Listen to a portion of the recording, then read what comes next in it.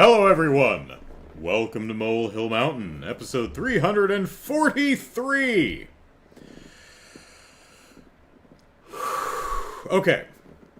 Ahsoka. You know, it's interesting.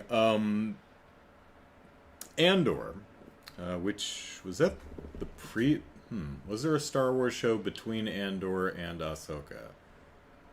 Well, I don't remember. I think the second season of Star Wars Visions might have been between the two.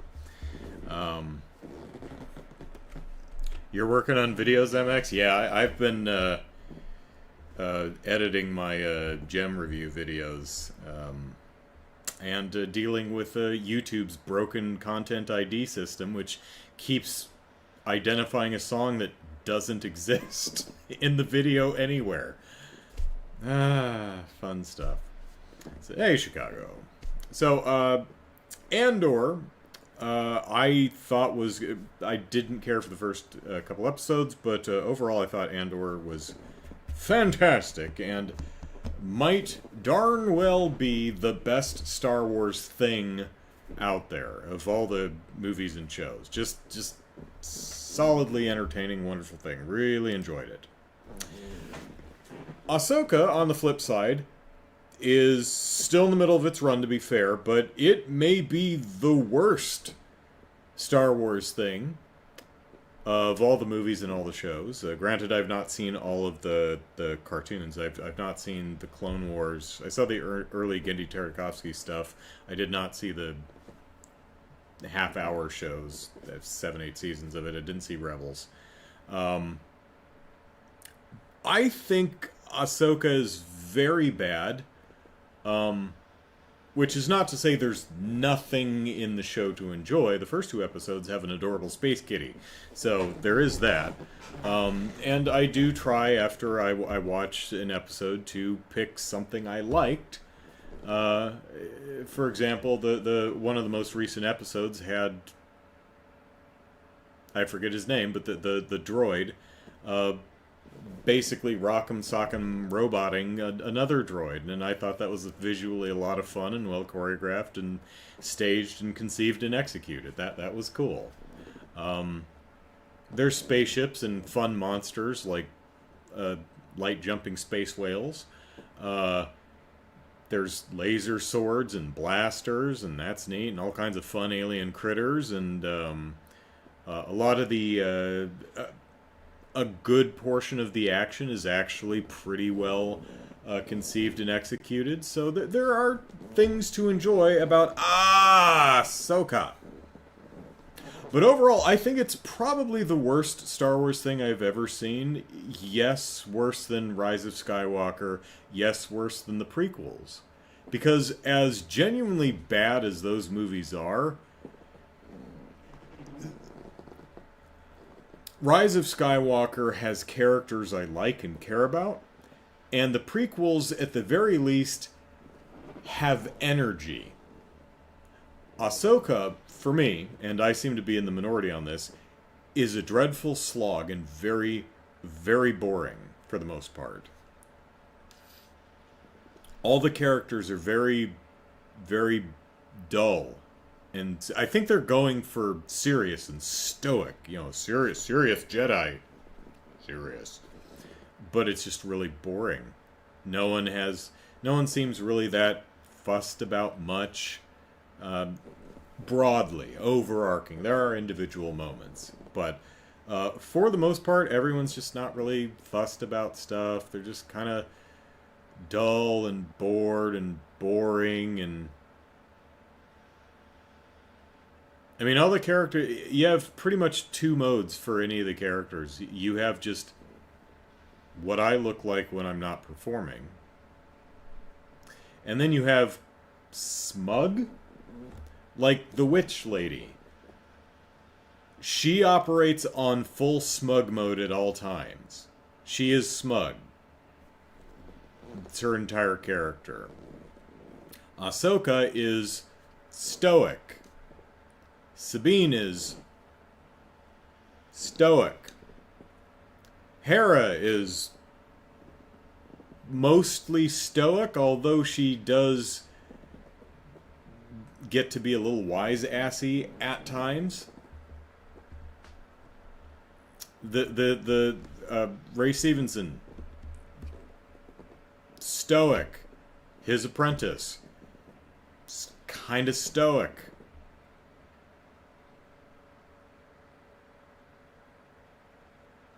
I wish I got out of the show what many others seem to, but for me, this show is just incredibly boring. And again, not to say there isn't anything to like. I like the fact that they flew their ship into the mouth of a giant space whale to do intergalactic travel. That's fun. I like the bit where Sabine was fighting whatever the blonde woman's name is, and she gets her lightsaber knocked away, and the blonde lady's coming after her, and she goes, sticks her hand out like she's gonna force grab her lightsaber, and the blonde lady's like, oh shoot, she's gonna force grab her lightsaber, I need to block it, but the lightsaber isn't moving at all, and she's like, you ain't got no force powers. I don't know how to feel about this. I mean, my first instinct was to mock you for, not having any force powers, but on the other hand, I have force powers, and you've been keeping up with me. I don't know what that says about me. I don't know if I like that. But the whole Sabine doing her hand thingy was a ruse, because she goes pew pew pew and does the wrist. She's a Mandalorian, so she's got weapons all over her, so she fires her little wrist cannon thing at her, and I'm like, that was clever. So there's some cool moments and neat stuff. But overall, oh my god, this show is boring. The characters are dull. The story is not giving me enough to care. I mean, I get the broad strokes of what we're doing. We all want to go here. Why? Well, because our friend is there. Okay, and the bad guy's friend is there. And they want to bring him back to do bad things. Okay. Maybe if I had watched any of... I know who Admiral Thrawn is, but the point is it's not dramatized in the show at all as to why we would care. Why are these two... I mean, it's not even told why these two people are in a different galaxy. How they got there. Apparently via space whale. But you think they would have done like a bit of a flashback? Give a little bit of context so it's possible to care? Yeah, I don't like... I'm going to keep watching it because I'm a big dork, but yeah, it's... I don't like it. Oh well.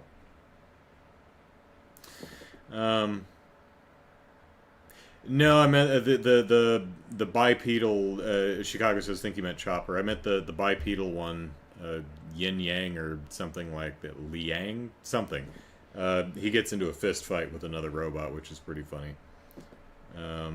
Chopper's fun. I like Chopper. Chopper's got a personality. And I don't need something to be wry or wacky. I just need some... Just have a personality. Like, the best Ahsoka can do, and I like Rosario Dawson, but about the best she's allowed to do is, like, smirk.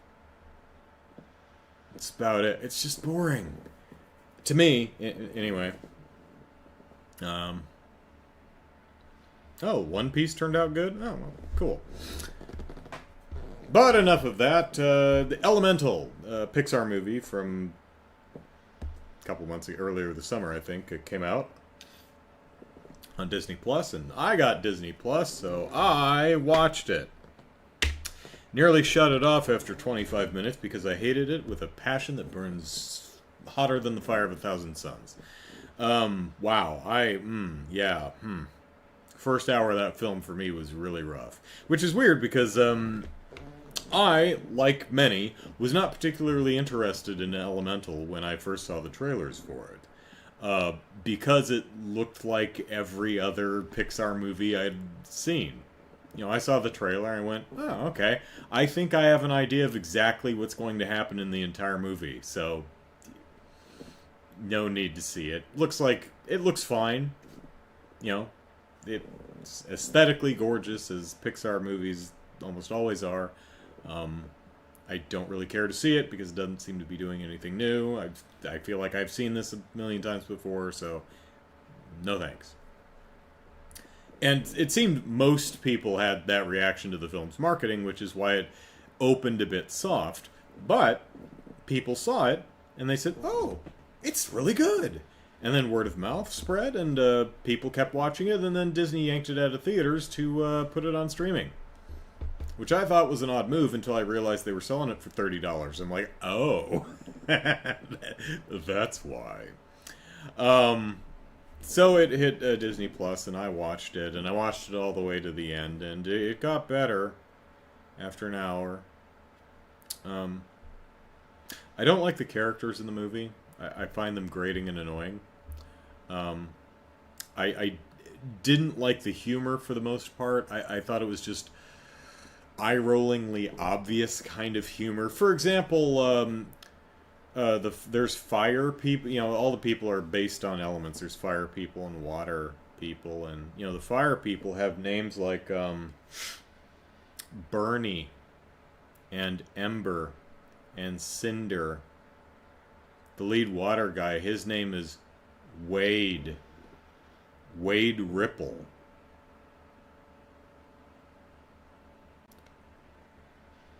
And it's just humor like that throughout the entire movie, and for me it was just, maybe I was in a bad mood, I don't know. I was like, oh god, it's just so lazy and obvious. Although I mean, not all of it. For example, the what they're going for, I don't think it's executed very well, but what they're going for is an immigrant story, right? So the fire person family, they move to Element City, and they start a new life, and they build a shop catering to fire people and their wants and needs. Snacks and clothings and stuff for fire people. And this convenience store that they run, it's called The Fireplace. That one I like. That one's pretty good. I like that one. So it's not all bad, but oh my god, a lot of the humor is just it's just painful to me. Also, this movie falls into a trap that Disney just has not seemed to dug itself out of yet, and that is, it really just does not seem interested in thinking through its own metaphors. It's not as bad as Zootopia, but yeah. You see, the idea is different peoples, different ethnicities and such. Different groups of people from different places and different cultures who do things differently and look different, but at the end of the day, we're all the same. We're all people. We're all humans. We all poop. We can all hug and kiss each other without exploding. None of us are more inherently dangerous than the other. We're not.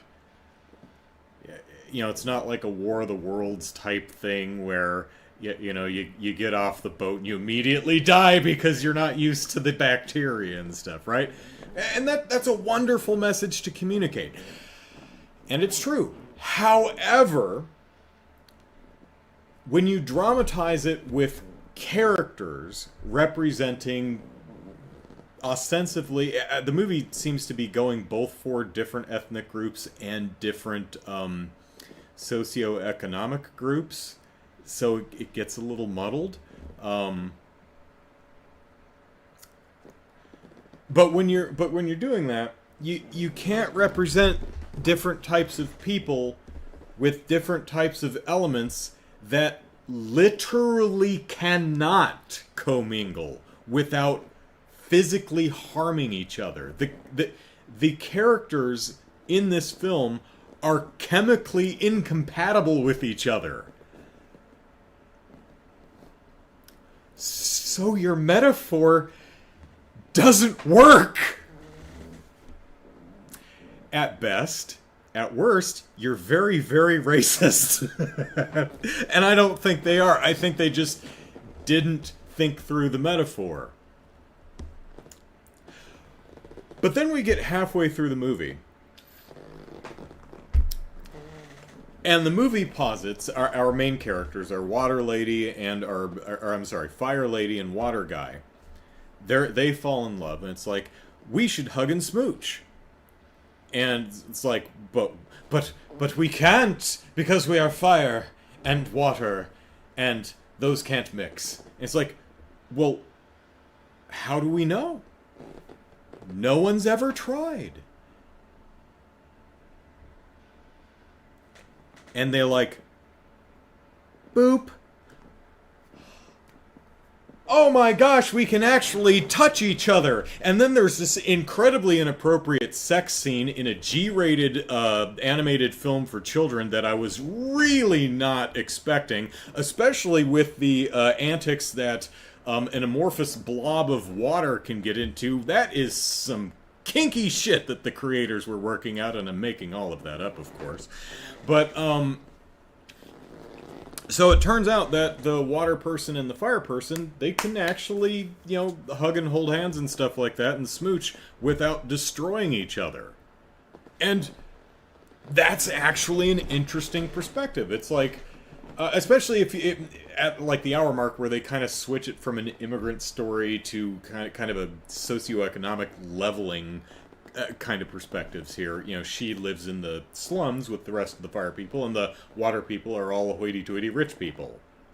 Okay, kind of, all right. We've seen this before, but okay. And you can see that attitude. Oh, those rich people, they're crap. Oh, those poor people, don't touch them. They're dirty, and they will melt the flesh from your very bones. And that's obviously bullshit. We're all just people, regardless of how much money we have. And that's a wonderful message, but, well, gosh darn it, there's been several times throughout the entire movie where it's already been physically shown that these characters can't touch each other because they do harm each other. Fire people evaporate water people. Water people extinguish fire people. Fire people burn the shit out of wood people. This happens multiple times throughout the movie. You can't just go, oh, look, we can touch. No, you can't. I was paying attention for the first hour of the movie. You can't touch. You actually harm each other. What's this shit? Now you can I'm mad at a cartoon for children! Ah! Is there a Flo? Says Cafe Fire. I wouldn't be surprised if Wade's mom is like Flo or his little sister or something. I'll give it the two young water children. The water people live in they're rich, so it's a high-rise apartment, and the humongous living room that's just 2 feet of water. And the dad's like, our 2 kids are, they're playing around somewhere. Marco! Polo! And the 2 kids are Marco and Polo, and okay, that's funny. That's fine. But, like I said, a lot of the humor's just fine. Also, visually gorgeous film, as you would expect. But, the storytelling does not work at all, and the characters are annoying, and I don't like them.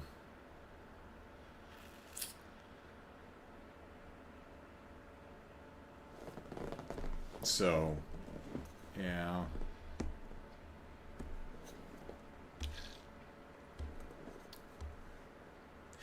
Maybe it's explained in the movie, and I just missed it because I was busy sneezing or scratching my bum or something. I don't know. But if I missed it, my bad.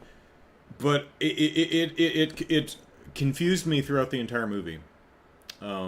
Because my impression was that the fire dude who immigrated from Fireland um, built the shop himself with his own two hands. Ah, cool. Why, pray tell, did you build your fire shop with so many goddamn water pipes? You don't need them.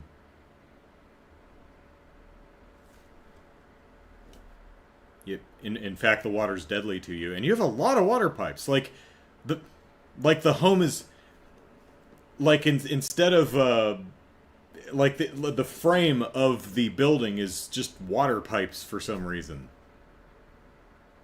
And the weirdest thing is they shut water off to that area of the city because they're fire people. They don't need water, so there's not supposed to be any water going through the pipes. So not only do you not want water, there's no water anyway. Why are there water pipes? Again, maybe this is explained and I just missed it. But one of the major conflicts of the movie is there's a leak somewhere, which means, oh no, there's water going through our water pipes. And it, bursts a pipe and hurts us.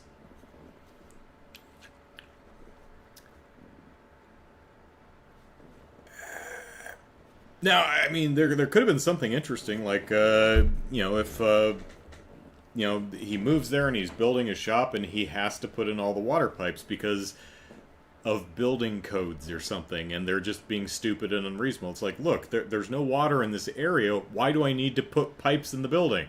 Right? There's no water. I don't want water. I'm a fire dude. They could have had some, immigrants having issues with bureaucracy that's not seeing them as people. They're just numbers on a spreadsheet. Could have done something, but did not. Visually attractive movie, though. I can't take that away from it. It purty. Cafe Fox said that's why I hadn't had any interest in Elemental. Just seemed very predictable. Oh, yeah. Did you see the trailer? You saw the movie. You know exactly where this is. Are there any surprises? No. I mean, really the only thing that surprised me is, or that I didn't know going in is the, I mean, it's from the trailer. You're like, oh, we're theming the people based, different elements are different like ethnicities, right? It's a Romeo and Juliet kind of a thing, right? The water guy falls in love with the fire guy, and or whatever, right? So, oh, you can't stay away from the water people. Oh, but I love her. That thing. Yes, it's exactly that movie. It is pretty though. It's just that the theming seems to kind of be a little indistinct. Here's another weird thing about the movie. So our main dude, the main dudette's father, Bernie. So his story is he immigrated from Fireland to Elemental City. Why did he leave? Well, there was a great storm, and it destroyed his home. So he had to leave and go to Element City to start a new life. And then in the flashback, you learn that apparently this storm destroyed his house and his house only. Everyone else's house was fine. And he had other family there who didn't live in the same house.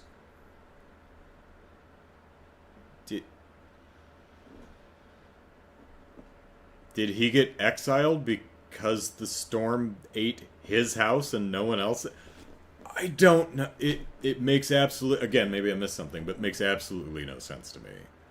And he's like, and so the storm destroyed only my house, so I had to leave.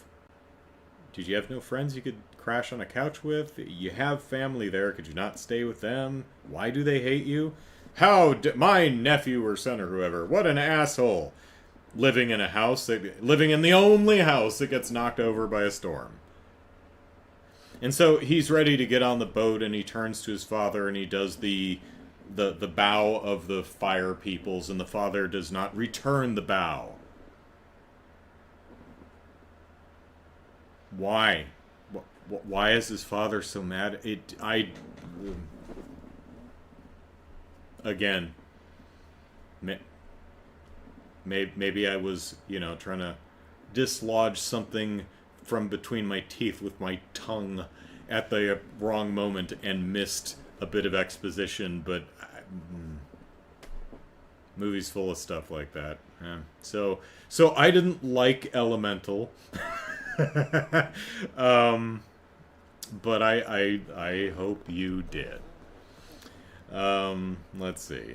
Chicago says they got water via the black market, and that's why he needs all those pipes. It's like this illicit drug that's on the fire people's black wire. Hey Mac, do you want a vial of water? It's They like just pour vials of water on the back of their hand to extinguish parts of their hand. Like, oh man, oh! I don't know. That could have been funny, but Chicago says it's that or children are stupid and they won't care that the story doesn't make any sense. I try not to be that cynical, but yeah, I'm in the minority when it comes to my reaction to Elemental, so don't let me dissuade you from watching the movie if you had interest in seeing it. Because again, minority opinion here. You might like it. All right, so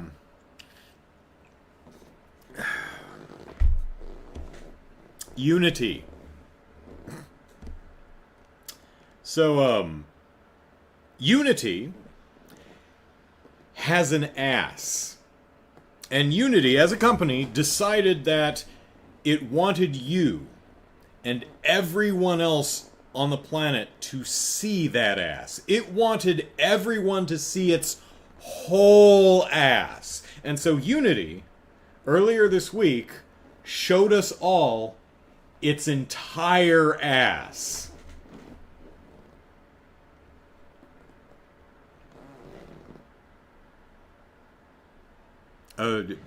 Jared's playing one of my New Year's resolution games, and I have three. My New Year's resolutions were, here's 3 games that I want to finally complete. It's September, middle of September. I haven't even started any of them or resumed any of them. So Jared's doing a better job at my New Year's resolutions than I am. Anyway, so Unity, it's a game engine. A lot of game developers use Unity. It's a thing you have to pay money to use. It's a licensing fee. It's tiered depending on what your needs are, right? So you pay money. You pay I think it's a yearly subscription for the licensing fee to use the Unity platform to develop your game and sell it and make money, right? Okay, so. What did Unity decide to do? Decided to implement the Unity runtime fee, which is boils down to once your game has sold 200,000 copies, and if you've made it kind of depends on which tier we're working on, but for the lowest tier. If your game sold 200,000 copies, and you've made $200,000 in the last year, so you're selling it for at least $1, then starting next January, you owe Unity 20 cents per install. On top of the license that you already pay Unity for to use Unity to make the game that you're selling. So you might think, well, so every time someone installs the game, I owe Unity 20 cents? I have questions like, how does Unity know when a game has been installed? It is there spyware? Is there already spyware? What all is it tracking? That's a little concerning. Could bad actors? Well, if someone buys my game and they install it on 3 different devices, is that 3 separate installs? What if they uninstall it and reinstall it? Is that again? What if someone's an asshole and writes a script to create a virtual machine and uninstall and install it over and over just to cost me money? Some people also brought up, what if I have a game that I sell, but I want to include it in a charity bundle?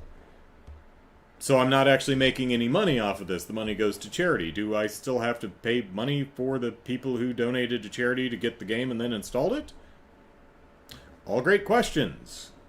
All things Unity really should have thought of beforehand. And to be fair, it has since attempted to answer some of them. Nobody likes this idea. Gamers are like, well, that's stupid. Developers are like, well, that's stupid. Many developers had a little coda to, well, that's stupid, and that coda was something along the lines of, we're not using Unity anymore. The whole ass. And you might sit there and think, wow, what a really stupid move. I mean, it's not like... These are the kind of decisions that it's not like someone unless we're talking about Twitter.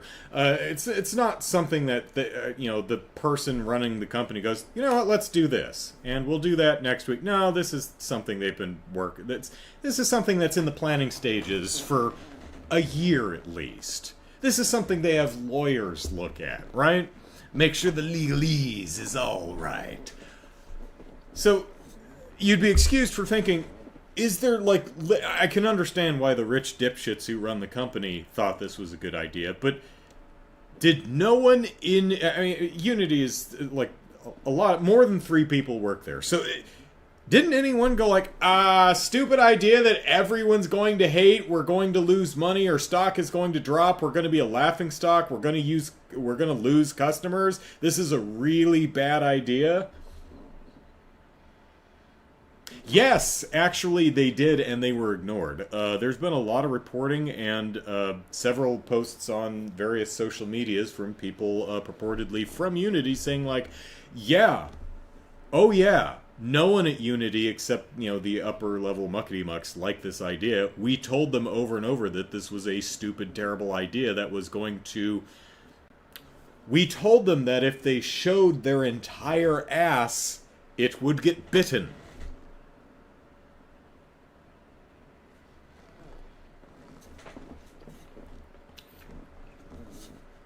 But, John Riccatello and other CEOs and board members didn't listen and said, nah, let's show our entire ass. So they showed their entire ass, and it got bitten, and they lost customers, and their stock dropped, and they are the laughing stock of the industry and the enthusiast press, and a morality tale going forward. You know what's interesting? You want to hear something really interesting? Probably completely unrelated, but, just an interesting little tidbit since we're on the subject. John Riccatello, CEO of Unity, along with several other board members, just apropos of nothing, and completely coincidence, I'm sure, dumped a lot of stock last week. Huh. It's the same subject. It's the only reason I bring that up. They just, happened to get rid of a bunch of stock earlier this month. Haven't bought any back, and well, I mean that just coincidentally worked out really well for them because their stock dropped right after they made this announcement. Wow. That was lucky, man.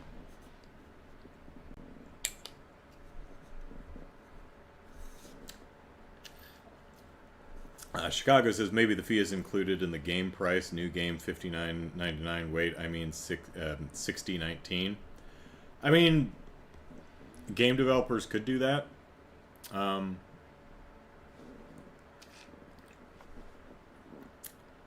you'd think that one of the easier things that the company could have done is just jacked up its subscription fee a little bit. You know, instead of $30,000 a year or whatever the hell it is, it's $30,400 a year or something, right?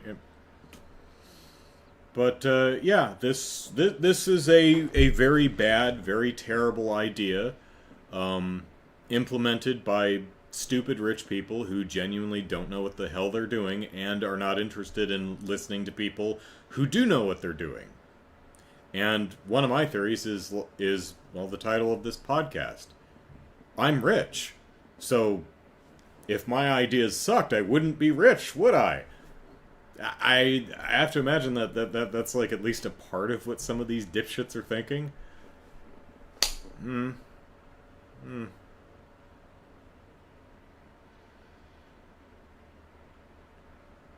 Nickel and diming is the new standards, as Cafe Fox, yeah. That's like it's just Chicago. It's like when BMW started making car seat warmers a subscription service. We'll talk about it a bit. Well, actually, I'm done. So, you know, the butts are a many splendored thing. Yeah, they come in lots of shapes and sizes, and many of them are quite attractive. Can't say I'm into Unity's butt, though. Yeah. No one is. Well, that's got to be humbling, right? When you show the entire world your ass and no one's interested. And it's okay to feel bad because companies are people, you see. Jared says, but there's also reinstalls and installs on multiple devices, so if you sell 20 million copies and 1 million of those are reinstalled, that's a lot of money. Yeah, it could be. There have been a lot of, particularly the smaller developers, if you look at the... it's the Unity comes in a couple different versions. There's the Unity Personal, there's Unity Pro, and there's Unity Enterprise, right? The cheapest version is the Personal version, which a lot of the smaller, more independent developers use. That's the one that gets the rawest deal out of all of it. The more you pay, so if you pay for Unity Pro, or if you pay for Unity Enterprise, this scheme doesn't hit you in the pocketbook as hard. For example, for Unity Personal, the cheaper one, it's 20 cents per install. Once you hit 200,000 sales and $200,000 of revenue in a year, which they define as how much the game costs, microtransactions, DLC, subscription services, all of that. So if you qualify for this, it's 20 cents per install. Not per customer, but per install. If it's Unity Pro, it's 15 cents per install for the first 100,000. For 100,000 to 500,000, it's 7.5 cents per install. 500 to 1 million, 3 cents, and over 1 million, it's 2 cents per install. So the more, so if you're on Unity Pro, the more copies you sell, the less the install fee is. And if you're on Unity Enterprise, it's even greater. So the first 100,000 is only 12.5 cents per install. Then 6 cents, 2 cents, and 1 cent.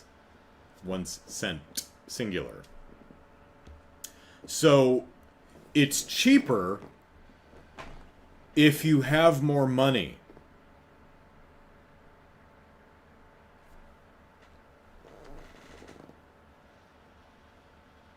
So if you have the money to afford it, it's a lot cheaper for you. So, but yeah. Now Unity says that because there were some people saying, well, what about fraud? What about people just uninstalling and reinstalling the game over and over?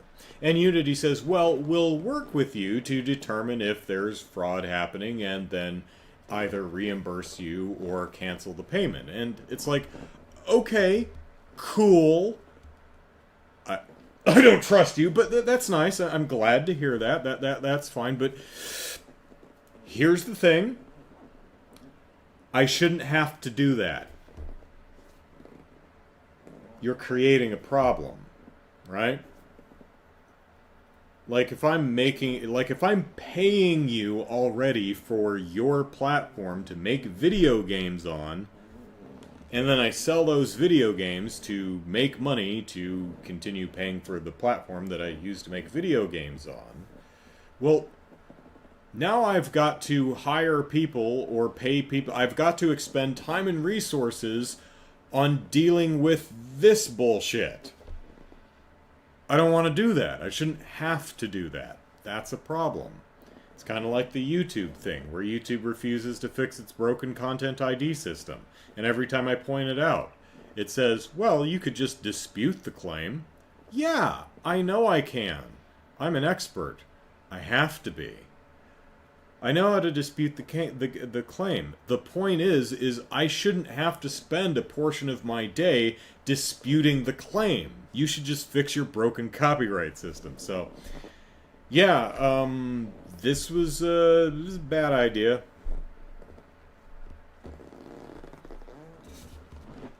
And Unity is a dumb doo-doo head. So, now with that mature industry analysis out of the way, let's talk about the Nintendo Direct and the Sony State of Play.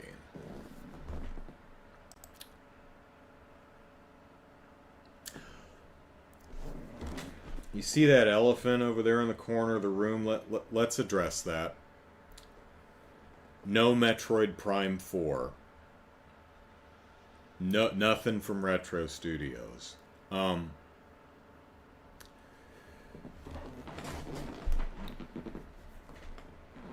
not being selfish. I want to play Metroid Prime 4. I do, but I promise I'm not being completely selfish when I say this. Does anybody live in Austin?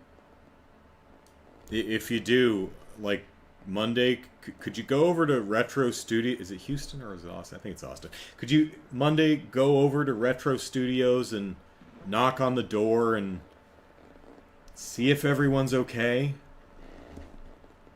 Like, has anyone done a wellness check on Retro Studios in the last year and a half? Because we haven't heard hide nor hair from that. Granted, they haven't. Their last game, the last actual new game, I think, was 2014's Tropical Freeze. And that's like it. I mean, they helped with the port of the Switch port of Tropical Freeze, and they helped with the Switch port of, from what I understand, if Wikipedia is to be believed, the recent port of Metroid Prime Trilogy, I think it was, or was it just the first one? Metroid Prime Remastered. That's what it was, right? Are they okay? Like, I would hate if someone, like, went to well-check Retro Studios and just found a bunch of skeletons laying on the floor and have been there for a year and a half since they all passed away from, like carbon monoxide poisoning or something. Someone please go check on Retro Studios. I just want to know if they're okay. I can wait on Metroid Prime 4. It's fine. I've got lots of other stuff to play. I just want to know if they're okay. Like, they haven't posted on Twitter for a year and a half. I just want to know that they're still alive, right? So, Chicago, they are in Austin. I hope COVID didn't wipe them out. Yeah, that's just a wellness check. Just someone knock on the door, call them up, just make sure they're okay. You know, I don't bug them about Metroid Prime 4. It's fine. I just want to know that they're okay. So, all right, Nintendo Direct. We've got some expansion stuff for Splatoon. We've got a Mario vs. Donkey Kong, which is doing some of the wind-up toy stuff, but I'm not clear from the... I like the Mario and Donkey Kong games. I like the wind-up toy ones, but the ones I'm remembering are... They're kind of like Lemmings, where you wind up the wind-up toys and you have to clear a path so that they don't walk into enemies or off of a cliff or into a spike bed or something. There's wind-up toys in the trailer, but none of that specifically, so this may work a little bit differently from how I'm used to it. Prince of Persia Lost Crown still looks very cool, still looking forward to that one, although I'll, play it on the PlayStation, because it'll probably look and run better. Horizon Chase 2, I don't care. Super Crazy Rhythm Castle, I don't care. Spy X Anya. I don't like Anya. Like, I love the concept of Spy X Family, but I didn't really like the show, and it was mostly Anya. I just really don't like her. Anya can go jump on a lake. Like, let's just have a show about Lloyd? Forger? Yor and Lloyd? Let's just have a show about those two, because they were cool. You could keep the dog, too. The dog's fine. Just get rid of Anya, because she sucks. Super Mario RPG is still coming, but I already played it, so... Yeah. Oh, hey, think back like 13 years ago, my very first video. Nintendo! Why won't you let me give you my money? There were, I think, 6 games in total that I was complaining about that not being brought to North America. There was the Project Rainfall games, Xenoblade Chronicles, Pandora's Tower, and the Final Fantasy, Last Fantasy. Now I have to look at it, because I can't remember what it's called. Last Story, that's what it's called. Actually, my favorite of the 3, too. I love The Last Story. So these were 3 RPGs, although Pandora's Tower is more of an action game. But these were games that, originally Japanese, they were localized for a Western audience, and they were released in Europe, but not North America. They were localized. They're in English. Nintendo just didn't see fit to actually bring them to North America. So whiny gamers like me complained about it, and these games eventually did come over. But I complained about more than just the Rainfall games. I also complained about Fatal Frame 4, which actually finally came out over here, so yay. Disaster Day of Crisis, which still has not come out. Bummer. And Another Code R. Now, that was the sequel to a DS game, and that actually, the original actually did come out in North America. I think it was called Trace Memory. And it looked neat, and I wanted to play the sequel, but nope. But hey, 13 years later, we are getting a Switch remaster of both games called Another Code Recollection, which includes the original Trace Memory and Another Code R. So, hey, it's taken a while, but finally got almost all the games I was complaining about. I still would really like to play Disaster Day of Crisis. That looks like goofy fun to me. But, we'll see. Let's see. Cafe Fox says their last post was in February during the Metroid Prime Collection release. Yeah, February of 2022, right? It's been a while. Let's see. If Demon says I think the well-selling Metroid Prime remaster likely means some people have been off Prime 4 to Prime 2 and 3 remasters. There was some there were many like Super Metal Dave who were speculating that they might do a shadow drop of Prime 2 remaster. That didn't actually end up happening, but yeah, I wouldn't be surprised if we see Prime 2 and 3 remasters as well. So, Chicago says the Mario vs. Donkey Kong looks like the wind-up toys have been stolen by DK and you play as Mario. Mm-hmm. Yeah, which is a shame because I kind of like the Lemmings aspect, but I've played the ones without them and it's good too, so, So, anyway, excited for the Another Code collection, or Recollection? Yeah. Recollection. That's nice. All right. The Princess Peach game has a name. It's called Princess Peach Showtime, and it looks great. It still has that theater theme, which, as I've mentioned on podcasts past, is a really easy. I'm a mark for that kind of crap. I love that, and it looks like she gets to transform into martial artists and swashbuckling buccaneers and a chef. Looks cool. Looks cute. I'm digging it. So it doesn't come out until March of next year. So long wait. Let's see. There's a new Saga game. We've got prettier versions of Tomb Raider 1 through 3. But they're not remakes. They're just graphically overhauled. They're graphically overhauled in a way that you can seamlessly toggle back and forth between the old graphics. So it's going to play exactly the same as the old games, which is why I'm not interested in them, because I played the old games and they're bad. Well, there's a lot to like about them. There's a nice sense of adventure and place and characterization, and there were a lot of good ideas that the PlayStation just really couldn't handle at the time. It's very clunky to play.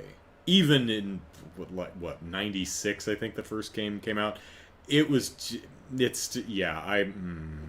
don't think that's gonna be very fun to play, but got a new Detective Pikachu game, Trombone Champ, that's coming to Switch. That's been out for a while. Battle Crush, free-to-play online battle royale. Yeah, I don't care. War Tales, medieval open world tactical. I don't care. New Contra game. I think WayForward's working on that one. So yeah, I like Contra. Could be fun. Unicorn Overlord. So I think this one is the it's a dual development between the hell's the name of the studio, the Odin Sphere 13 Aegis Rim thing, Vanilla Soft, Vanillaware, Vanilla shit.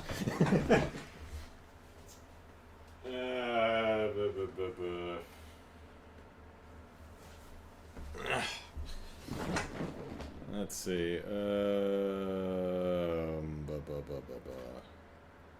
Isn't there a name on this somewhere? Isn't it Vanillaware or Vanilla something? Sure would be nice if there were an instruction manual. Yeah, vanilla something or other. Looks like it could be cute. Vanillaware, thank you. And Atlas being the publisher, yeah. Alright, let's see. We've got a HD remake of the 3DS Luigi's Mansion 2. I might be interested in that if they redo how the game actually works. One thing I really didn't like about Dark Moon was how that was subtitled, if I'm remembering correctly, is it was definitely intended to be played in short bursts, like, 20-minute sessions. It's a handheld game, that makes sense, but how the game is structured is you go into the mansion, and as soon as you complete a quest, your ass is kicked right out again. And I found that just really frustrating and annoying. I wanted to stay in the mansion and keep exploring.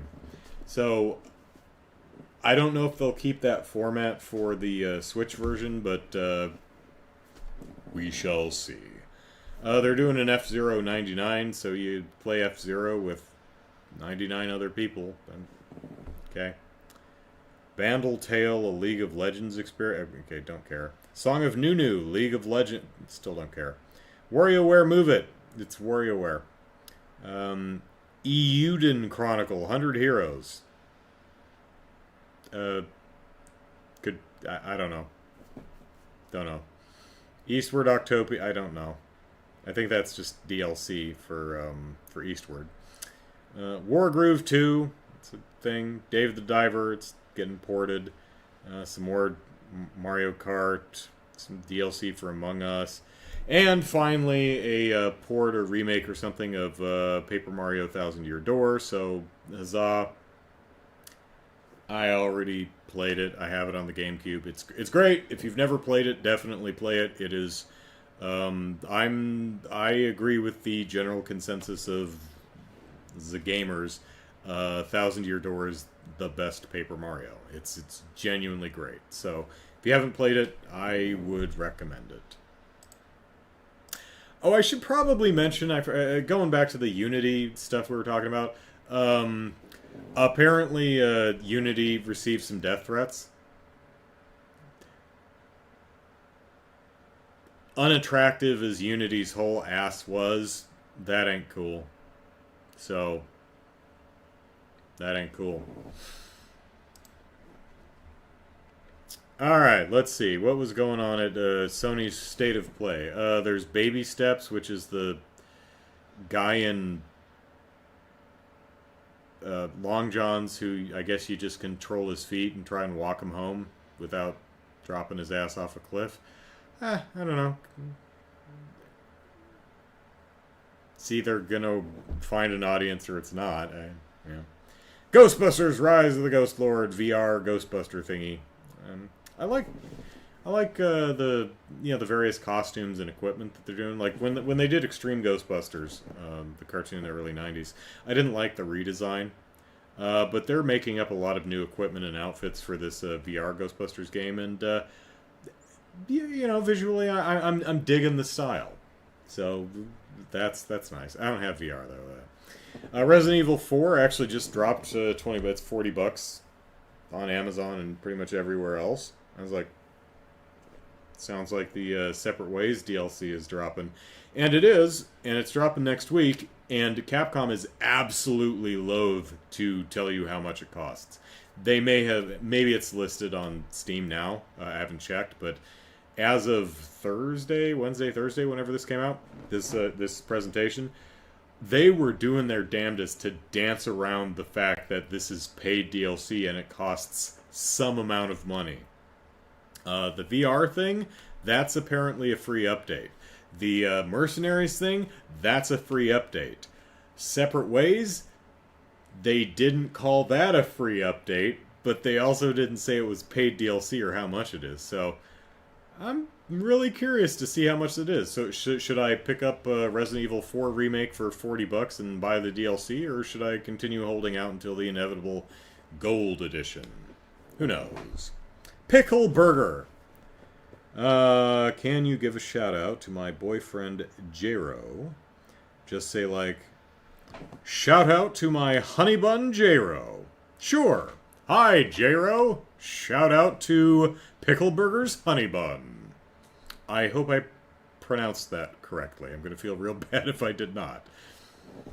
Let's see. Avatar. I don't care. Ghost Runner. Ghost Runner 2. I don't care. Different colored plates for the PS5. Helldivers 2. Don't really care. Marvel Spider-Man. I just don't care.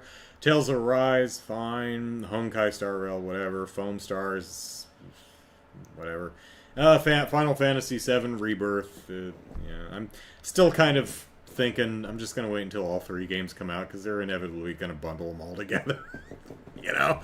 I did get a kick out of the on 2 discs thing. I think they did that with the Final Fantasy VII Remake too, which I find amusing.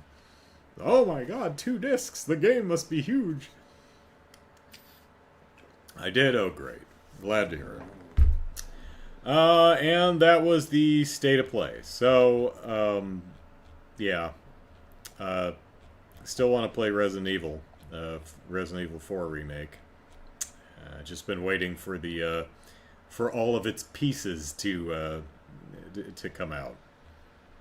There was I'm also wondering, does the Separate Ways include a remake of Assignment Ada, which was also a separate side quest kind of thing?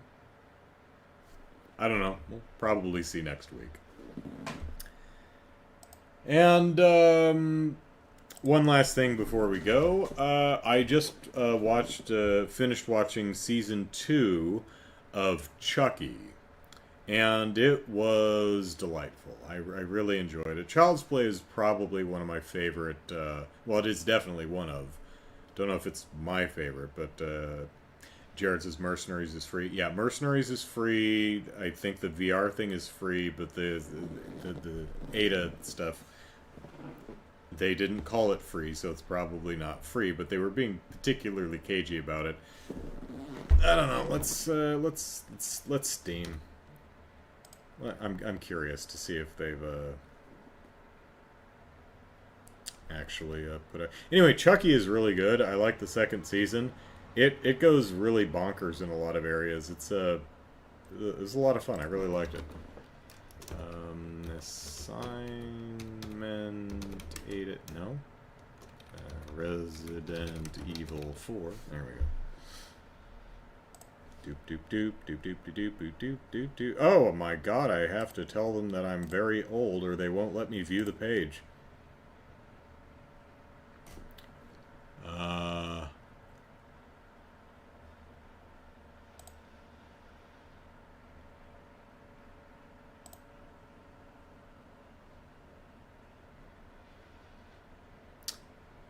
Yeah, it is not priced. That makes me very concerned. What are they going to sell for $30 or something like that? No idea.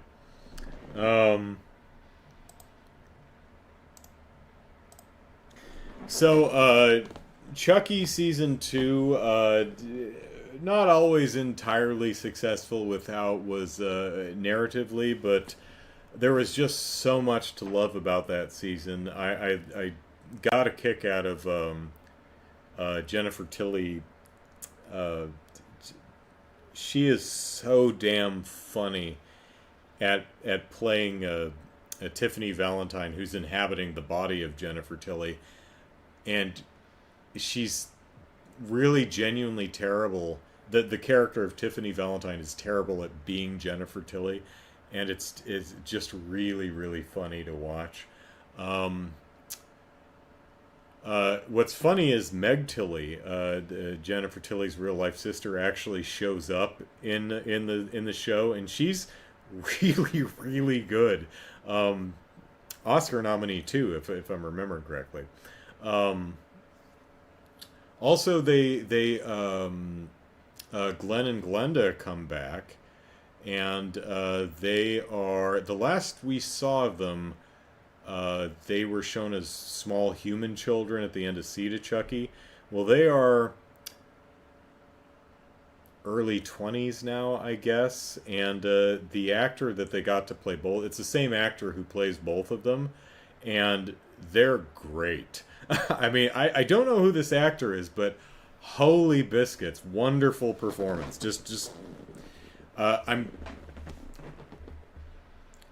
I hope we get to see them again, because I really, really like them. Also, just the style that they came up with in designing the characters of Glenn and Glenda. The costuming is just wonderful. I really, really enjoyed it, just from an aesthetic sense. From an aesthetic sense alone, I enjoyed the hell out of it. Sadly, Chucky Season 3 actually starts October 4th, if I'm not mistaken. But I don't subscribe to USA or Sci-Fi or Sci-Fi or whatever however it's pronounced, or Peacock. So I actually have access to a bunch of streaming services, but none of the ones Chucky's on, and that makes me sad. I guess I just have to wait till the spring and buy it on DVD or Blu-ray. Oh well. I mean, I could get a... You know, it's available on VOD. I could spend... But, I mean, if I'm gonna... I feel like if I'm gonna spend $20 to view the season, I may as well have it on disc and put it on the shelf, you know? So, anyway, I had to tell my sister that Devon Sawa is in the Chucky, both season 1 and 2, so she should watch it. Shirtless in season 2, so yeah, she's definitely gonna watch it. Cafe Fox says they were the same actor. I thought they were actually twins. I actually did not catch it at first either. It took me a ways into whatever. Well, not their introductory. You don't really see them in their introductory episode. Episode 4 or 5, the big meta episode where Meg Tilly and Gina Gershon and Joey Pants, all those people show up. That one. Yeah, because the characters, the actor whose name I don't remember, I don't think I've seen them in anything, does a really great job of making the character Glenn and Glenda distinct entities with distinct looks and mannerisms and personalities. And the effect is, when they have the characters, when they're split screening it somehow, is actually really well done. There's a shot towards the end of the season where one's laying in bed and the other's sitting in a chair next to the bed, and both of their faces are in full shot, and they reach over and grab their hand, and I'm like, that is like seamless. It's really well done. But a lot of it is you can tell that one's, if they're in the same shot, one's often shot from the back.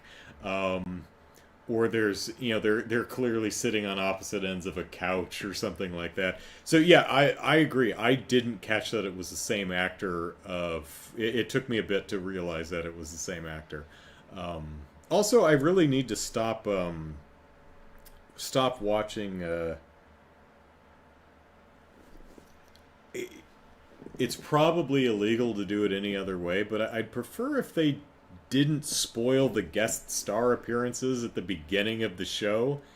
I mean, I could just not look at the credits as they're scrolling past, I suppose, but I mean, you see a name and you're like, okay, I think I know what's coming. So stop spoiling things with crediting actors for the hard work that they put in. Another thing, last thing I want to say, and they did this in the first season that I absolutely love, is in the actor credits at the end of the show are all of the puppeteers for Chucky. That's great. They actually have the puppeteers in the main cast of the show's credits. That's wonderful. I love that. That's really great. Anyway, Chucky, particularly season 2, is utterly ridiculous in the best possible ways. I found it enormously entertaining. So maybe you'll like it. Don't get me wrong, it's profane and gory too. So not for everybody, of course, but well, I liked it. So alright, that's enough out of me for tonight. Tomorrow we will return to Trails from Zero. Might actually beat the game. And thanks to Jared, we're going to check out the other 2 bonding events. And then we're going to save our friends, Dino and Bond and Gantz and the other guy. You know, the other guy. So, we might finish Trails from Zero tomorrow, or we might not, because you know how incredibly slow I move through these games. So, all right, hope to see you then. And oh well, my upload speed is starting to crash again, so I guess it's a good time to turn it off. All right, that's it from me. Take care, everyone. Bye bye.